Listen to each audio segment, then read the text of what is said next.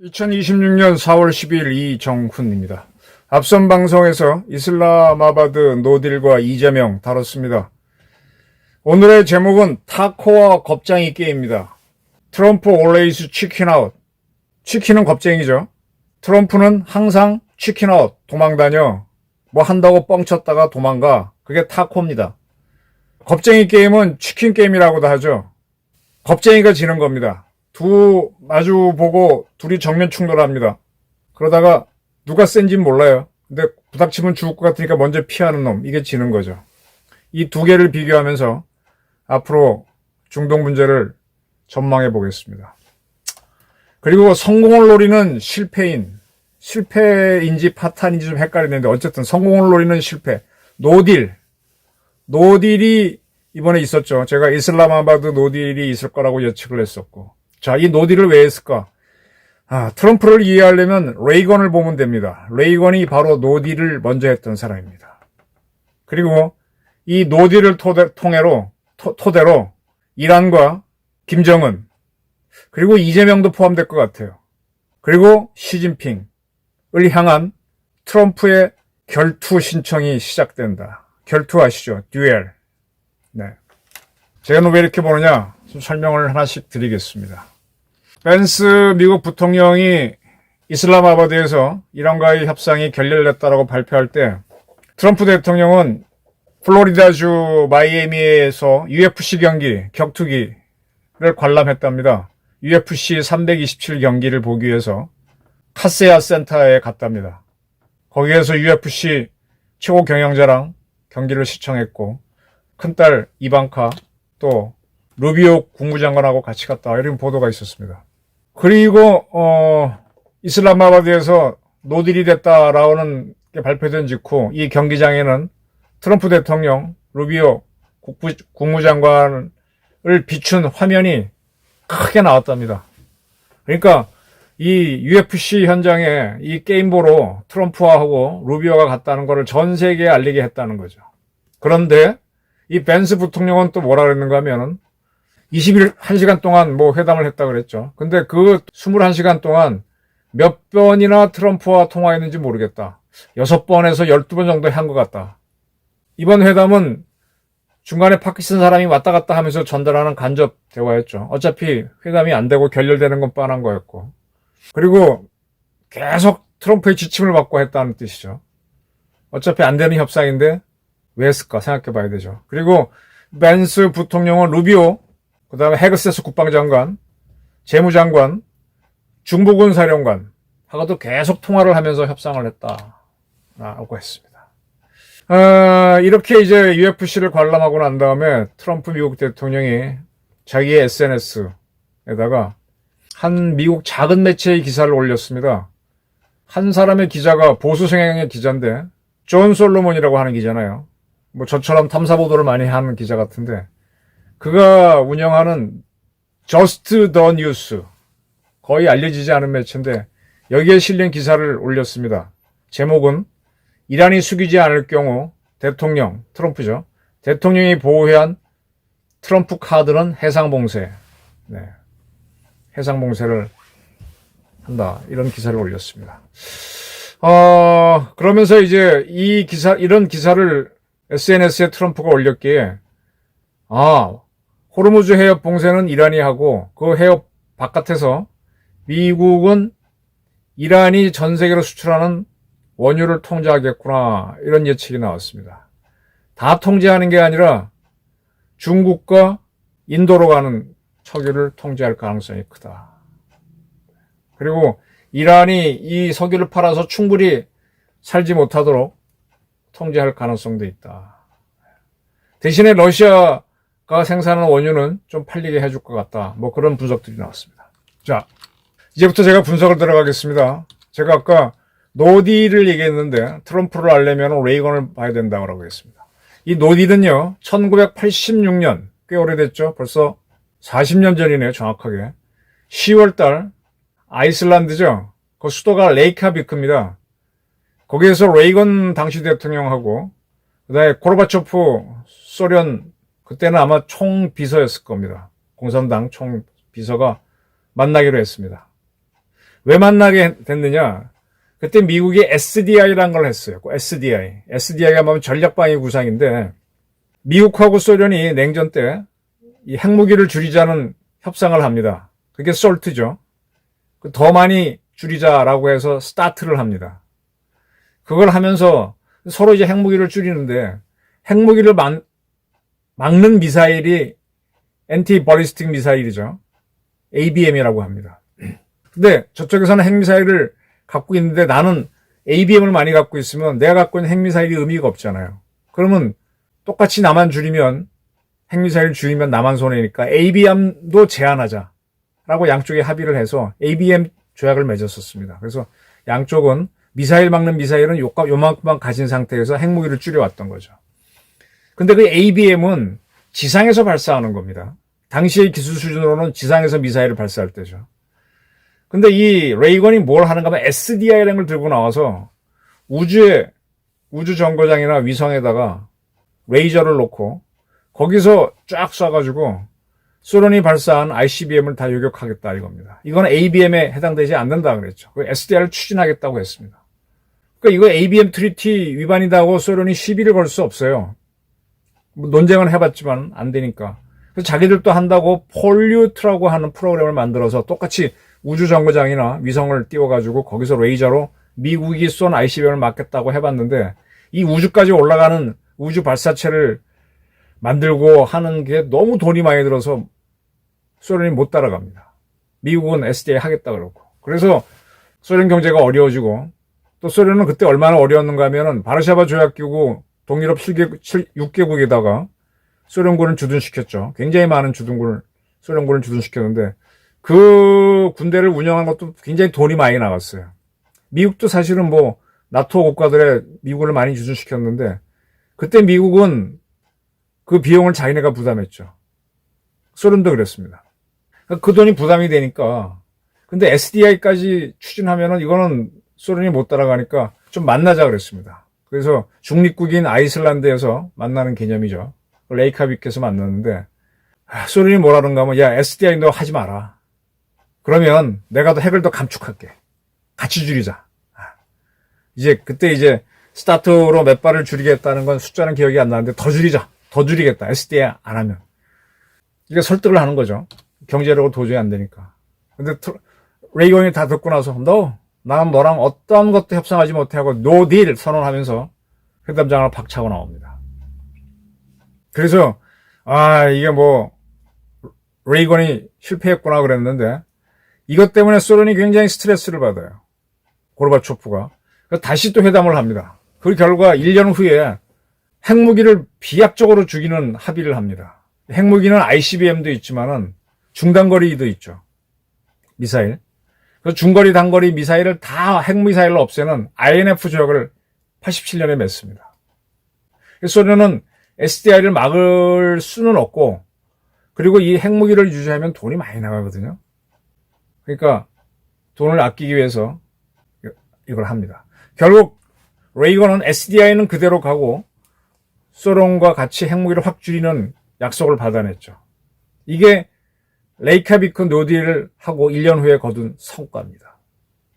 자, 이 노딜을 2019년 하노이에서 김정은을 만났을 때 트럼프가 시전을 했죠. 그때는 양측이 서로 핵 군비를 축소하자 이런 건 아니었죠. 야, 북한 너 핵 갖지 마. 라고 했는데 김정은이가 이미 다 수명이 다한 영변의 원자로 이런 거 없애겠다고 하면서 우리 핵 폐기하겠다 그랬더니 그거 말고 요 천리마구역에 있는 농축공장, 평산에 있는 우라늄 공장 이거 찍으면서 이거 너 안 하면 너 안 돼 하고 딱 노드를 치고 나와버리죠. 정은이가 한 바보가 되죠. 그래서 그해 여름에 다시 판문점에서 만나달라고 해서 만났는데 또 노딜을 하면서 정은이가 바보가 되죠. 그 작전이 성공해서 그때까지는 김정은이가 문재인하고 막 친하려고 그랬는데 트럼프는 어떻게 못하니까 문재인을 욕하죠. 남북관계를 완전히 힘들게 만들어버렸죠.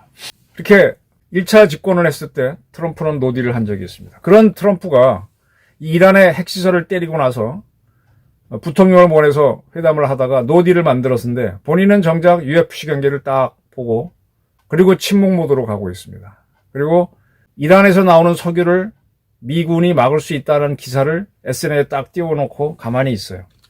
그러면 지금 트럼프는 이란을 상대로 한번 노딜을 하는 거죠.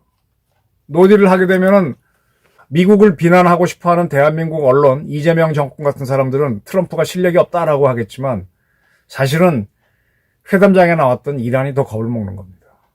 어떻게 때릴지 모르잖아요. 자기네는 더 맞아야 되는 거잖아요. 이 격투기라는 게 한번 힘이 축이 기울면은 계속 얻어맞고 팔이 꺾이거나 목이 조이면은 탭을 치지 않으면 잘못하면 죽잖아요. 약간의 힘 차이로 인해서. 이걸 트럼프가 보고 있는 게 무슨 뜻이겠느냐.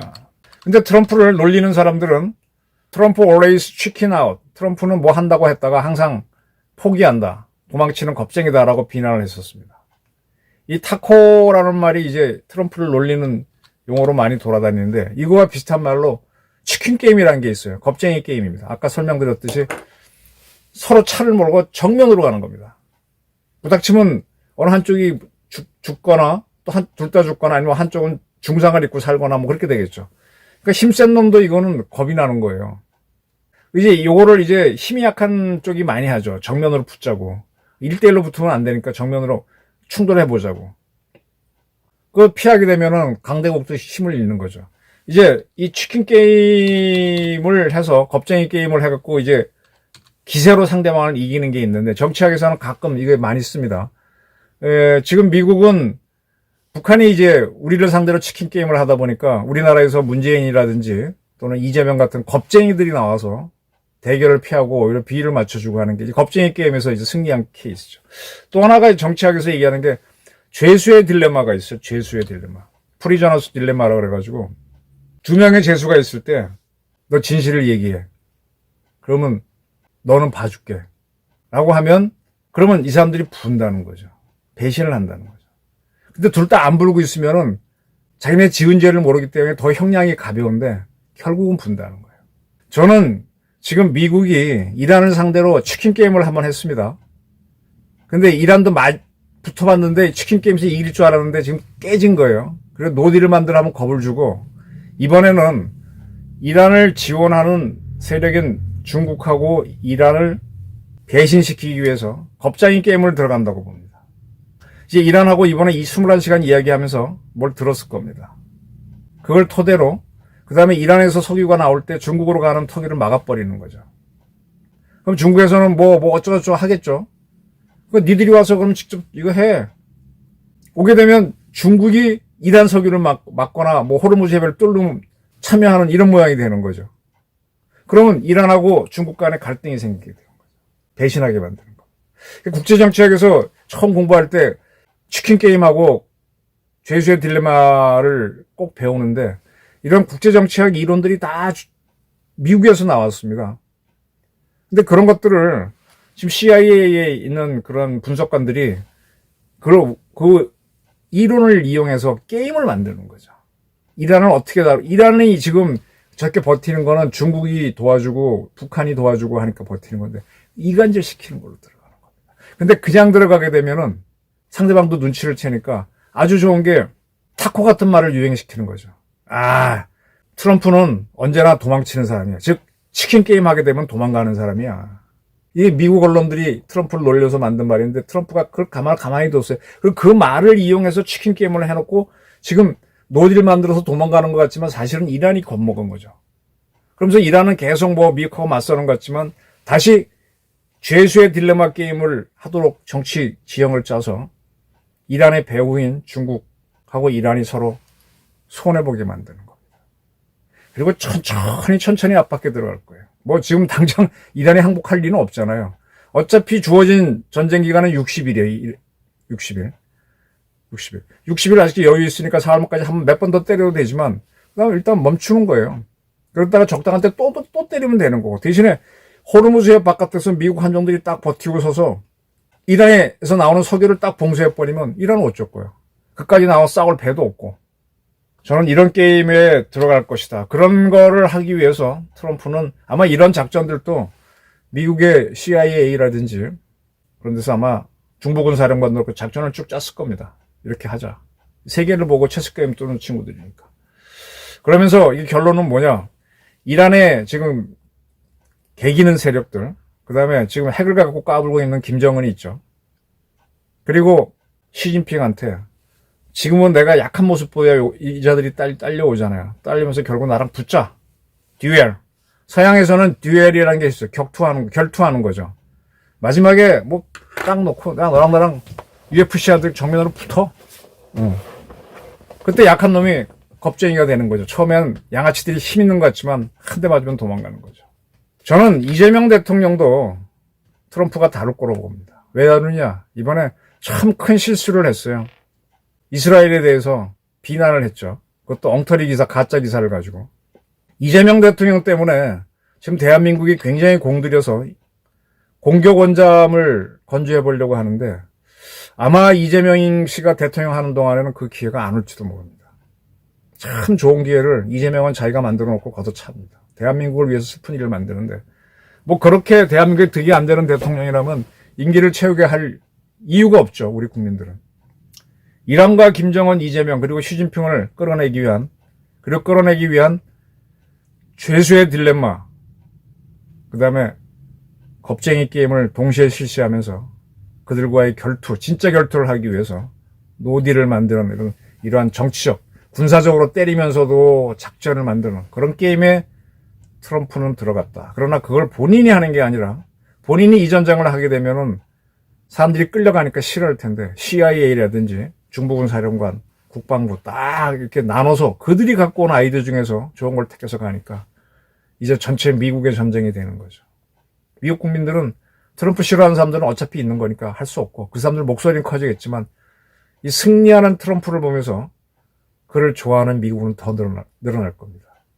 트럼프가 뭐 지금 나이 80인데 언제까지 살지 또 암살을 당할 수도 있겠죠. 그런 위험성은 있지만 그가 살아있는 동안은 대단히 미국은 강력해질 것이다. 반대로 이재명이 있는 대한민국은 조금 흔들리고 이재명 대통령은 굉장히 취약해질 것이다. 김정은, 시진핑도 위기를 맞을 수 있다. 세계 질서. 결국은 레이건 대통령이 노딜을 하고 INF 조약 만들면서 그러면서 소련이 붕괴됐죠. 지금 신냉전 체제를 붕괴시키려고 그러죠. 중국의 힘을. 중국을 붕괴시키려면 먼저 북한을 붕괴시켜야 되죠. 그것을 똑같이 레이건처럼 하고 있는 게 트럼프입니다. Let's make America great again에서 let's를 뺀 게 마가, make America great again이 트럼프의 구호죠.